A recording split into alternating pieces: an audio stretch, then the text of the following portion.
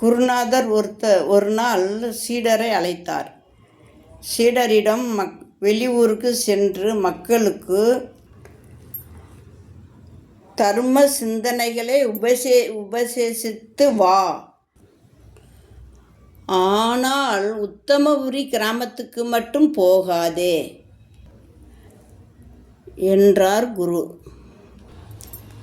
சீடன், குருவே, அங்கு மட்டும் ஏன் போகக்கூடாது என்கிறீர்கள் என்று கேட்டான். உத்தம கிராமத்தில் தீயவர்கள் அதிகம் என்றார் குரு.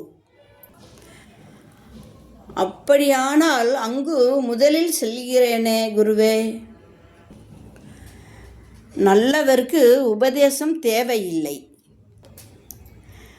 ஆனால் அவர்கள் நல்ல செயல்களை செய்வார், நற்செய்திகளிலே ஈடுபடுவார், நல்லவர்களை உயர்த்துவார். தீயவர்கள்தான் திருந்த வேண்டும் என்றான் சீடன். அவர்கள் உன்னை அடித்தால் நீ என்ன செய்வாய் என்றார் குரு. வாங்கிக் கொள்வேன் என்றான் சீடன். அவர்கள் உன்னை கொல்ல முயன்றால் என்ன செய்வாய் என்றார் குரு. சீடன், உயிர்விடவும் தயங்க மாட்டேன் என்றான் சீடன். அதைவிட எனக்கு வேறு என்ன வேண்டும்? என்னை கொன்றால் எனக்கு அருள்மோட்சம் கிடைக்கும் என்றான் சீடன். தரும சிந்தனைகளை பரப்பியதால் உனக்கு அருள்மோட்சம் கிடைக்கும் என்றார் குரு.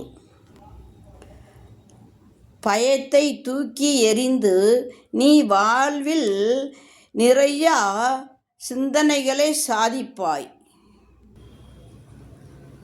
உத்தமபுரிக்கு உடனே புறப்படு என்று ஆசீர்வதித்தார் குரு. வாழ்க வளமுடன்.